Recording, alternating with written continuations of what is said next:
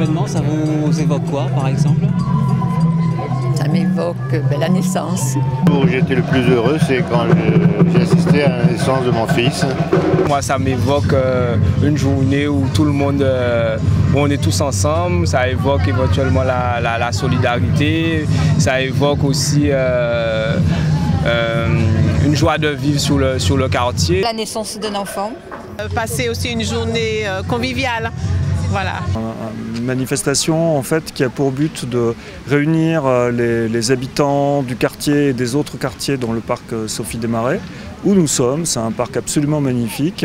Le soleil est là, les propositions artistiques ont commencé. Évidemment, le sens, c'est le lien le plus fort possible avec toute la population. Parce qu'un théâtre, ça n'est pas... Bon, évidemment, un théâtre, c'est aussi enfermé dans des murs avec un plateau. Mais ça n'est pas que ça, c'est avant tout un appel vers l'extérieur, un appel vers les autres. Et on a voulu que notre programmation soit à l'image de cette ouverture vers le monde.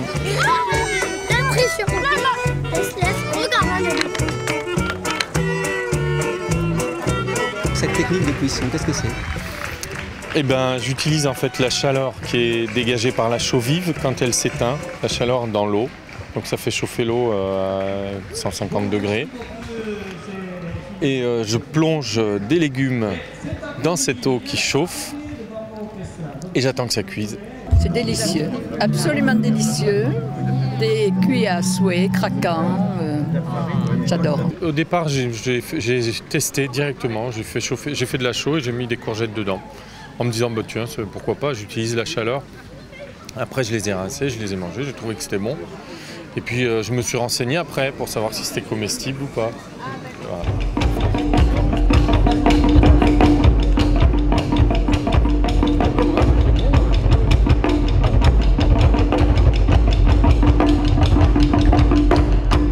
Le bambou, il y a beaucoup de possibilités. Bon, en plus, déjà, naturellement, c'est la forme de tuyau. Donc, on peut fabriquer un instrument avant, comme la flûte. On peut fabriquer le percussion aussi. Mais au Japon, il n'y avait pas de percussion en bambou.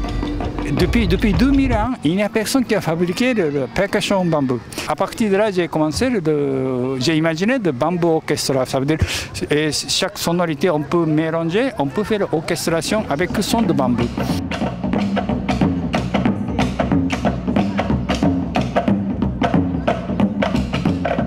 On est venu voir un petit peu tous les ateliers, puis il y a de la musique cet après-midi, j'ai vu le programme là, il y a un petit peu de musique variée, il y a des associations, donc un peu pour venir soutenir tout cela et puis participer sous le soleil, un petit peu prendre l'air.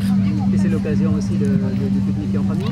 De pique-niquer en famille et puis avec des amis montpelliérains que nous retrouvons puisque nous sommes nous-mêmes montpelliérains mais expatriés depuis 6 ans, donc on aime bien revenir voir les amis et puis voir Montpellier surtout.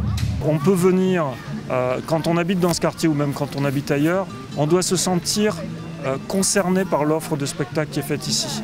Il y a beaucoup de plaisir à prendre à venir au théâtre, il y en a pour vraiment tous les goûts. Et le but du jeu, c'est de présenter aussi un peu la saison dans un cadre où on peut s'adresser à tous les habitants. Et on attend la suite du programme.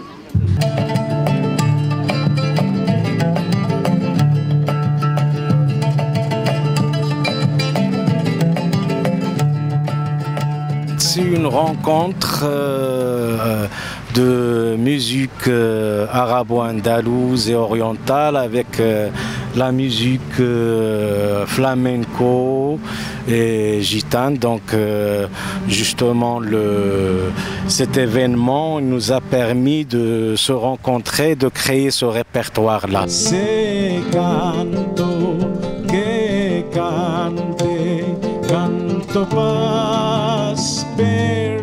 Des rencontres musicales sans frontières comme ça, c'est magnifique. Ça laisse la place à toute imagination et à beaucoup de projets. Ça va être d'enregistrer quelque chose ensemble, rentrer en studio et perfectionner toutes ces idées, ce mélange.